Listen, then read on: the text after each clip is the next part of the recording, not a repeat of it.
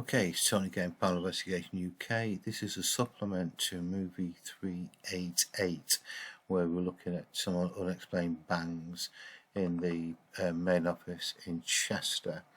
Now, just to recap on basically what we had in this building were five bangs, thuds type of sounds, plus a possible voice.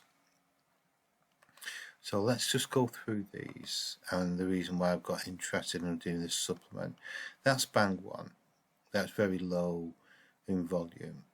It's followed by a much louder bang. Plenty of reflections going from 50 Hz all the way through to about 1500 Hz. And the second one was about 100, 110 Hz all the way through to almost 2000 Hz. Then what we had, and if you listen to the movie of 388, I actually say it sounds like microphone strike. So what you've got is this peak of frequency there. That's the first one. And then we have the second one. Slightly sounding different. Another piece of frequency. What I then did was I looked at the audio file again. So let me go back to it. Let me just get rid of that. And what I'm actually going to do now, I'm going to arm the track. So what you can actually see there is me talking. I'll get closer to the microphone, the louder it gets, move further away, and the volume drops off a bit. I'm going to record me striking the microphone. In front of it is a Rode microphone. About 2 inches away is a metal pop filter. This is to stop the spitting of frequency. It isolates a lot of that out of it. So I can hit the microphone. So what I'm going to do is I'm going to hit the front of the microphone and press record at different levels, very lightly, and attempt to try and get it at different levels. I'll then do the back of the microphone, which is directly onto the microphone itself, rather than using the first 4, which are going to be on the pop filter. Okay, so I'll press record and I'll stop talking, and then you'll see the recording process take place.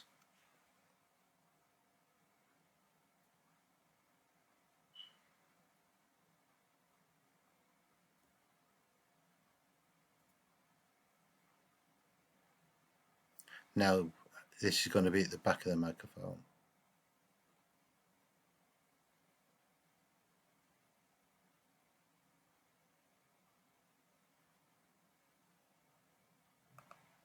I've now stopped recording. So there we have all the recordings in place. So we now bring the only problem it's going to be difficult for me to duplicate is the volume of it. It's impossible for me to get the volume right, because if we consider, the reason why I'm interested in microphone strikes is it's not for the first time I've encountered them. You take a microphone into a building to do an investigation, and you get these very specific sounds that you hear, these boom sounds. I know through dealing with recording vocalists and other audio over really 30 years, the minute I heard it for the first time, that I thought that sounds like mic strike. It's where someone's got out the microphone, they've caught it with the lips, which is a common one with a vocalist recording, that type of thing. Very distinctive sound. So when I experimented with this a short while ago, I suddenly realised that we actually may well be dealing with a microphone strike, because if we consider in the Chester case in particular that we are dealing with some sort of paranormal entity, and it's striking the microphone, it won't be using its finger because it hasn't got any. It's got to be using some other device. There's got to be an energy involved anyway, otherwise it wouldn't happen, it wouldn't exist. So is it the force of the this energy movement which causes the rapping, which we sometimes hear, which are distinctly different? And likewise, if it strikes a microphone, it's got to be using an energy blast rather than a direct contact. That's my theory anyway. So what we're going to do now, I'm going to loop the first 4, because they're the interesting. This is where it's hitting the pop filter.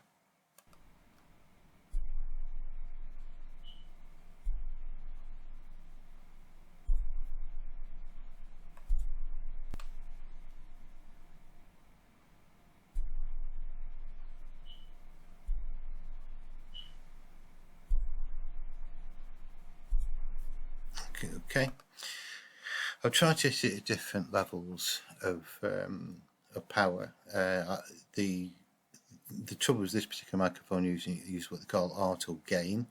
It adjusts itself, so the closer I get it to it, the recording gain falls away. If we get further away, it begins to lift it, called auto gain.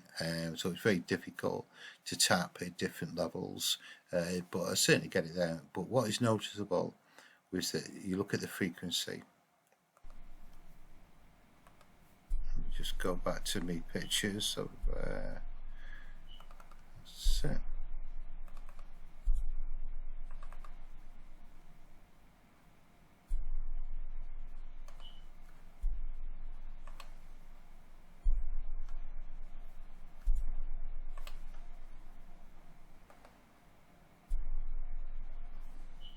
Lost my way here. Where am I? Ah, here we go.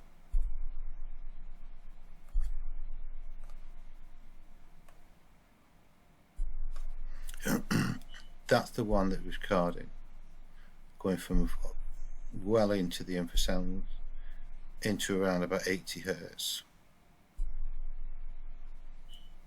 Now if we lower that volume down, we're going from infrasound into about 80 Hertz. I can turn it down.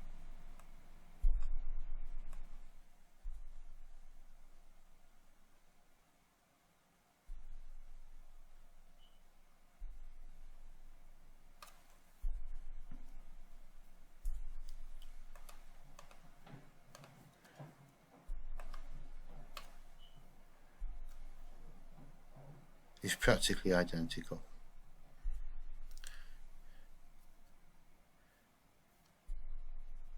Okay, and we can do a similar thing. I will take screenshots of this audio. This is where I talk, isn't it?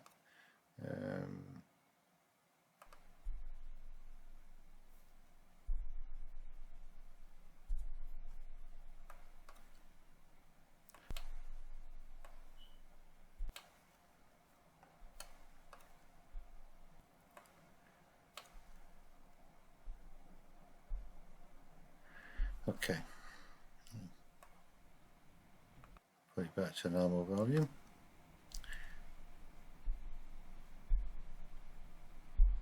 This is the remaining ones are where I actually hit the back of the microphone rather than the front of the pop shield. So I'm actually hitting directly onto the microphone itself, not on the first 4, which is on the pop shield.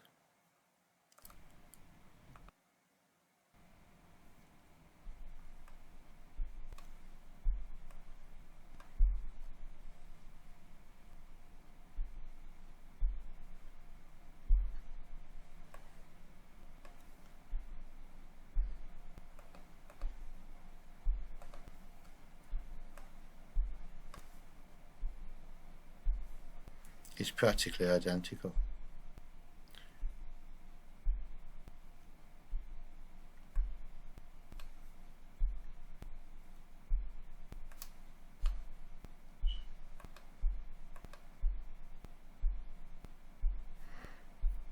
Okay, so what I'll do now is I'll take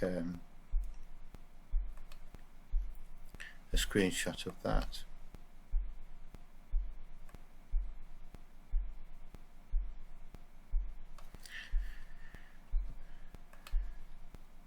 Call it front of road mic with pop shield.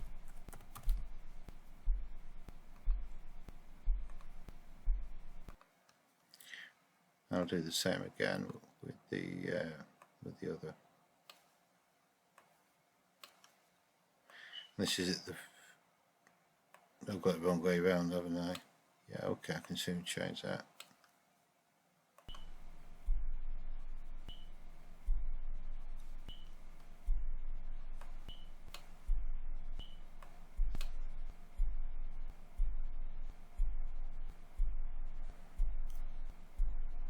Okay.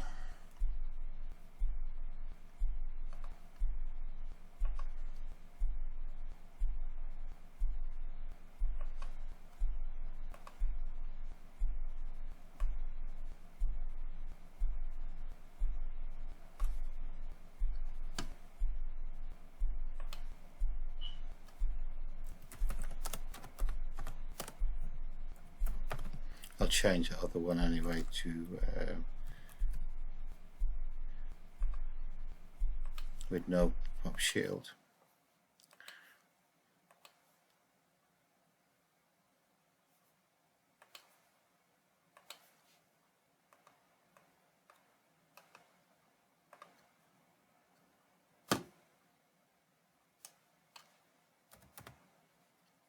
That's it, no pop shield.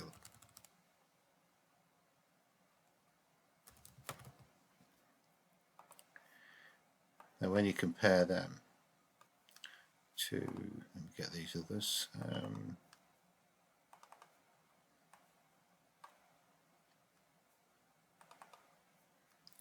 there,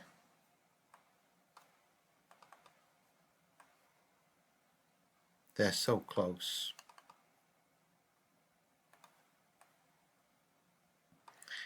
You can almost say that they're the same. So I wanted just to conclude that extra bit of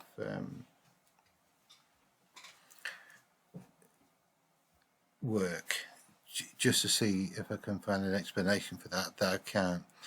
So I don't understand what the relevance is, but